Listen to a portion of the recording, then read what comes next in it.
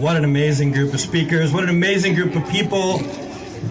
It is so amazing and wonderful to be here today. Just have a few things to say. First, I'm not going to talk much about me. Thank you for that amazing intro, Julie. I did run for Congress against Kim Schreier in District 8. And I also wrote the front page article of the current Flame newspaper. Now, I know they were circulating here. I suggest everyone pick up a copy. There we go. It's called First Do No Harm. It's about detransitioners and what's being done to our kids, and it is a must-read article. So please pick up a copy. Pick up a bunch of copies. Give them to your friends, your family, and your neighbors. We need to get this word out. Everyone needs to know. And this paper is one of the few that allows us, with our conservative voices, to be able to tell the truth, as we all know. But I'm here because I'm a father. And Jen and I, my partner Jen,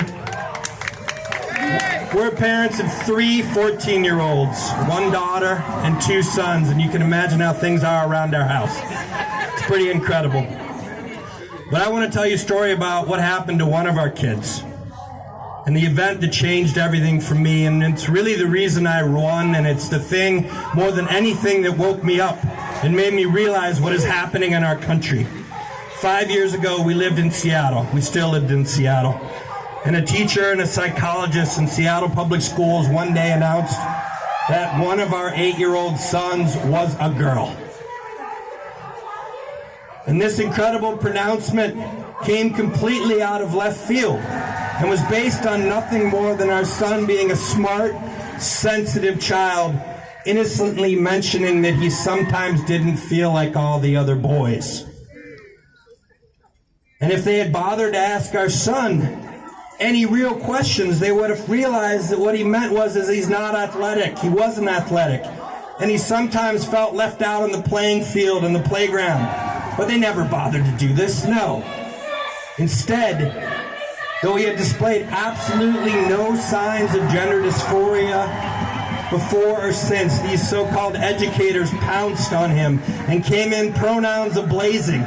And without our knowledge, they selected a new name for him, a girl's name.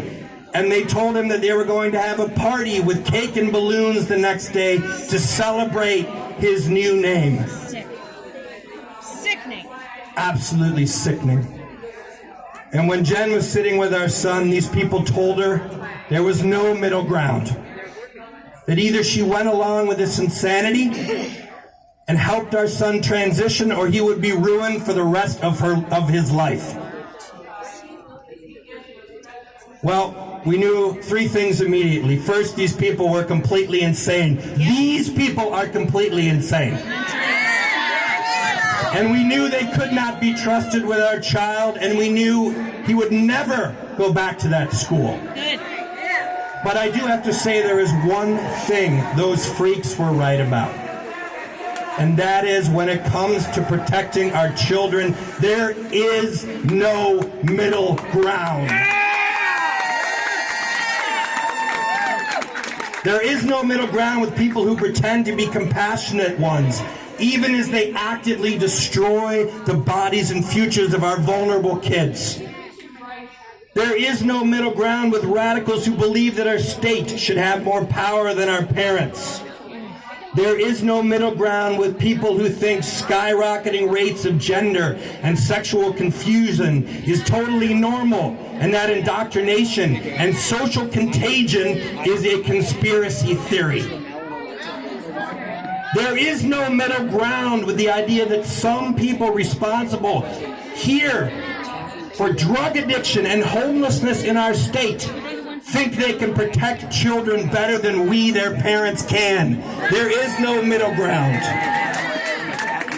There is no middle ground with Big Med and Big Pharma, who refuse us access to safe and effective drugs to treat COVID because of a lack of double-blind studies, but who are now raking in billions of dollars injecting kids with off-label drugs and cutting off their genitals of mentally ill children without a single long-term study of safety or efficacy. There is no middle ground with these manipulative assholes who want us to believe that in order to protect one child from an abusive home, the safety of every single one of our children must be sacrificed.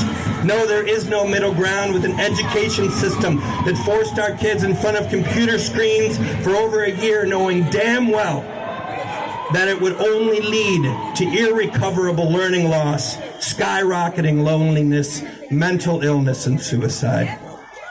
There is no middle ground.